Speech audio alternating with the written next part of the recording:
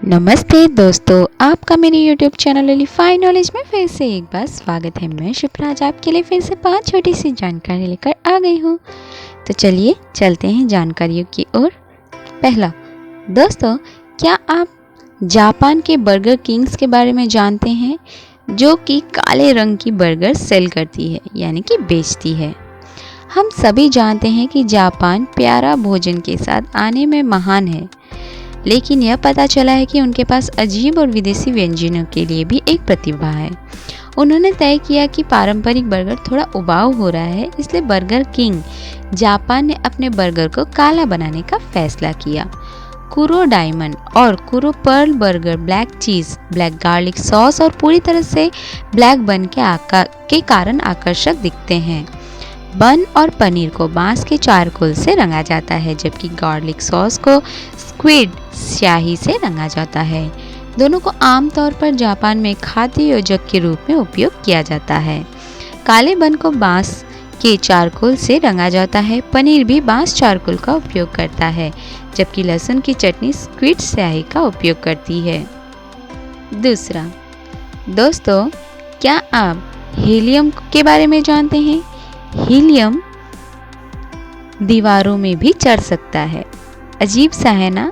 जी हाँ दोस्तों, आपको एक शीतल पेय के बारे में चिंता करने की ज़रूरत नहीं है, जो उसके रिम को अपने आप बह निकला है, या आप जिस स्ट्रॉ से पीने की कोशिश कर रहे हैं उससे ऊपर और बाहर शूटिंग कर रहे हैं।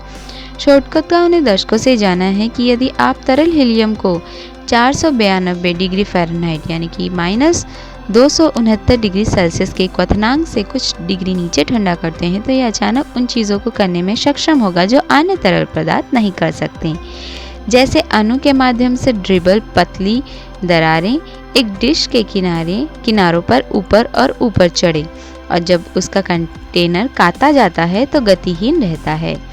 अब केवल तरल नहीं रह गया है, हीलियम एक सुपर फ्लूइड बन गया है, एक तरल जो बिना घर्षण के बहता है।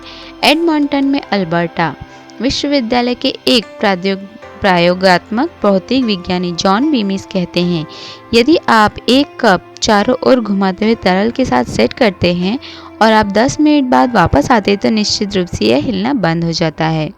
तरल में परमाणु एक दूसरे से टकराएंगे और धीमे हो जाएंगे, लेकिन अगर आपने कम तापमान पर हीलियम के साथ ऐसा किया और 1 लाख साल बाद वापस आए, तो यह और भी आगे बढ़ रहा होगा। हीलियम के अजीब व्यवहार का एक प्रारंभिक संकेत 1911 में डच भौतिक विज्ञानी 1913 में नोबेल भौतिक पुरस्कार विजेता हेइक कामेरलिंग ओन्स द्वारा देखा गया था, जो प्रशीतन के एक मास्टर थे, जो हीलियम का द्रवीकरण करने वाले पहले व्यक्ति थे। ओन्स ने पाया कि हीलियम ने 455.67 डिग्री फ़ारेनहाइट से नीचे आसानी से गर्मी का संचालन करना शुरू कर दिया, जिसे लैम्ब्डा बिंदु भी कहा जाता है।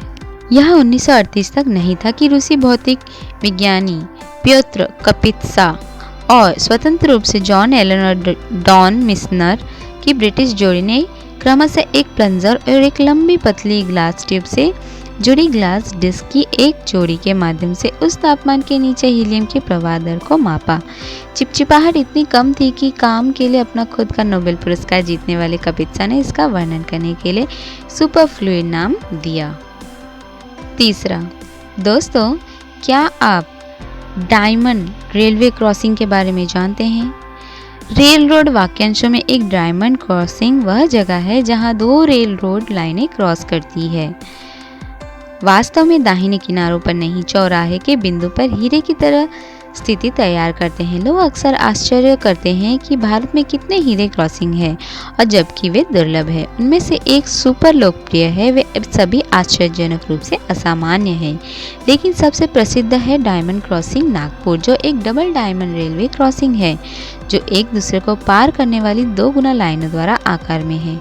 इस विशिष्ट बिंदु के बारे में बहुत से लोगों ने कहा कि वह बिंदु जहां उत्तर, दक्षिण, पूर्व और पश्चिम से रेखाएं मिलती हैं, और इसके अलावा भारत के केंद्र बिंदु के रूप में भी ऐसी चीज़ों का पनपना आसान है, खासकर इंटरनेट के इस्तेमाल के बाद। सबसे पहले सिर्फ 3 उल्लेखनीय रेल लाइनें हीरा रेलवे क्रॉसिंग नागपुर पर मिलती है। एक पूर्व से निकलती है, गोंदिया से हावड़ा, राउरकेला रायपुर लाइन। वैकल्पिक उत्पत्ति उत्तर से नई दिल्ली से होती है। आखिरी वाला दक्षिण की ओर जाता है। पश्चिम और दक्षिण दोनों में ट्रेनों को ले जाता है। यह रेखा लगभग 80 किलोमीटर दूर वर्धा में पश्चिम मुंबई और दक्षिण काजीपेट की ओर दो अलग अलग लाइनों में विभाजित होती है। इसके अलावा इन पंक्तियों में से केवल एक ही ज्वेल क्रॉसिंग गोंदिया लाइन के कुछ हिस्से की संरचना करती है। डायमंड क्रॉसिंग को आकार देने वाले ट्रैक का दूसरा सेट नागपुर फ्रेट यार्ड से सिर्फ एक सर्विस ब्रांच लाइन है जो यात्री प्लेटफॉर्म के समानांतर है और मेन लाइन भी नहीं है। डायमंड क्रॉसिंग को तब तैयार किया जाता है जब यह सर्विस लाइन दिल्ली की ओर प्राथमिक लाइन में शामिल होने के लिए गोंदिया लाइन को पार कर सकती है। वास्तव में भारत में मुख्य डायमंड क्रॉसिंग भी नहीं है। दिल्ली के बीच में एक और सही स्मैक है। धनबाद जंक्शन पर एक और है जो अधूरा है। नए पुराने एर्नाकुलम टर्मिनस में भी आदर्श 90 डिग्री डायमंड क्रॉसिंग हुआ करती थी। अंग्रेजों ने नागपुर को संयुक्त भारत का भौगोलिक केंद्र बिंदु माना और वहां 0 मील मारकर उठाया। हालांकि भारत के विभाजन के बाद यह स्थानांतरित हो गया और अब आधिकारिक रिकॉर्ड के अनुसार भारत का केंद्र बिंदु जबलपुर के नज़दीक कहीं जंगल में स्थित है। यह शहर करौंडी इसके सबसे नज़दीक है। चौथा, दोस्तों क्या आप पाइनबेरी के बारे में जानते हैं? जी हाँ दोस्तों, सफ़ेद स्ट्रॉबेरी। पाइनबेरी एक असामान्य दिखने वाला फल है जो लाल बीजों के साथ सफ़ेद स्ट्रॉबेरी जैसा दिखता है। बहुत से लोग कहते हैं कि इस सफ़ेद छोटे रसीले फलों का स्वाद अनारस के समान होता है। पाइनबेरी का नाम अनारस और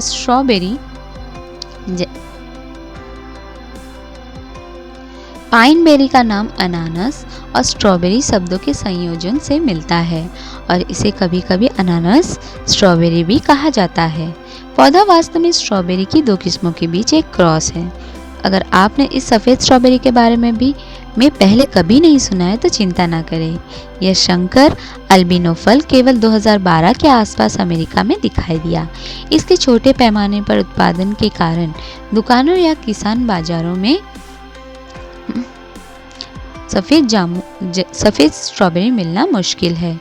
हालांकि यदि आप एक उत्साही मालिक हैं तो आप नियमित रूप से लाल स्ट्रॉबेरी उगाने के समान अपने स्वयं की पाइनबेरी उगा सकते हैं।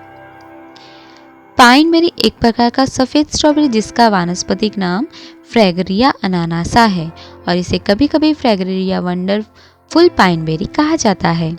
पाइनबेरी फ्रैगरिया वर्जिनियाना और फ्रैगरिया चिलोनिन्सिस स्ट्रॉबेरी की किस्मों के बीच एक क्रॉस है।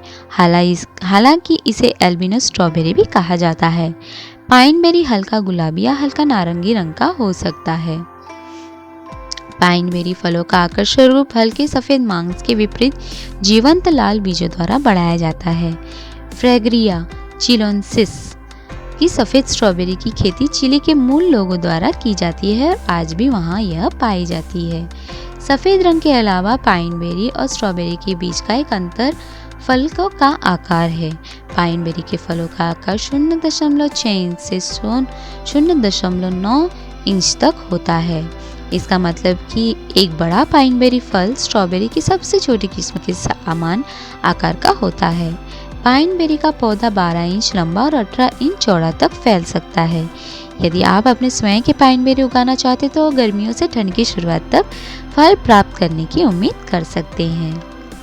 पांचवा, दोस्तों क्या आप तरबूज जैसे मनमोहक नन्हे फलों को उगाना पसंद करते हैं?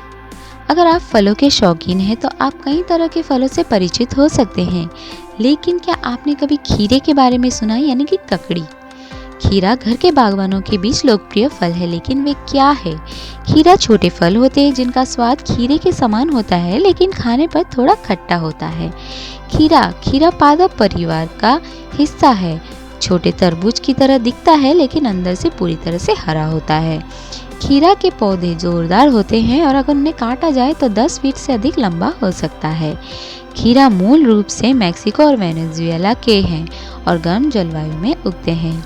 अब जब आप जानते हैं कि खीरा क्या है तो आप सोच रहे होंगे कि उन्हें कैसे उगाया जाए और फल के अन्य नाम क्या है।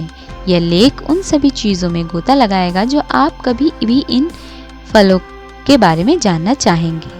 खीरा एक छोटा फल है जो बाहर से एक छोटी तरबूज जैसा दिखता है और अंदर से पूरी तरह से ककड़ी जैसा हरा होता है। उनकी बनावट अंगूर के समान होती है लेकिन बाहर से थोड़ी सख्त होती है। जब आप कोकोमेलन को काटते हैं तो इसका बाहरी भाग इसे एक अच्छा क्रंच देता है। खीरा का स्वाद खीरा जैसा होता है जिसमें हल्का सा नींबू का स्वाद होता है, इसलिए इनका स्वाद थोड़ा खट्टा होता है। खट्टा स्वाद जितना लंबा हो जाता है उतना ही बढ़ता है, इसलिए अगर आपको खट्टा चीज़ें पसंद नहीं है तो उन्हें जल्दी से काट लें। खीरा शायद ही कभी 1 इंच से अधिक लंबा हुआ है। कोकोमेलन के कई अलग अलग नाम हैं। इसका वैज्ञानिक नाम मेलोथ्रिया स्कैब्रा है, लेकिन इसे आमतौर पर मैक्सिकन लघु तरबूज, मैक्सिकन खट्टा ककड़ी, मैक्सिकन खट्टा गैरिकन या माउस मेलन भी कहा जाता है। कोकोमेलन मैक्सिको और वेनेजुएला का मूल निवासी है, इसलिए इसे गर्म तापमान में बढ़ने में मज़ा आता है। क्योंकि ये पौधे गर्म तापमान में बढ़ने का आनंद लेते हैं, वे ठंड प्रतिरोधी नहीं है और 60 डिग्री फ़ारेनहाइट से नीचे के तापमान में नहीं बढ़ते हैं।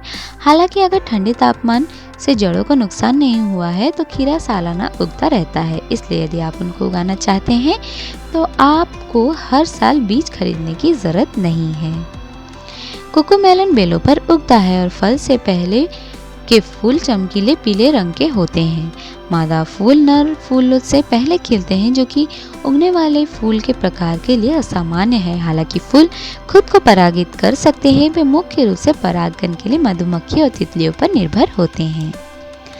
तो दोस्तों, आज की दी हुई जानकारी आपको कैसी लगी मुझे कमेंट बॉक्स पर ज़रूर बताइएगा और मेरे इस वीडियो को लाइक शेयर सब्सक्राइब करना ना भूलिएगा। नए नए वीडियोस पाने के लिए आप बेल नोटिफिकेशन को भी प्रेस करना ना भूलिए। Thank you.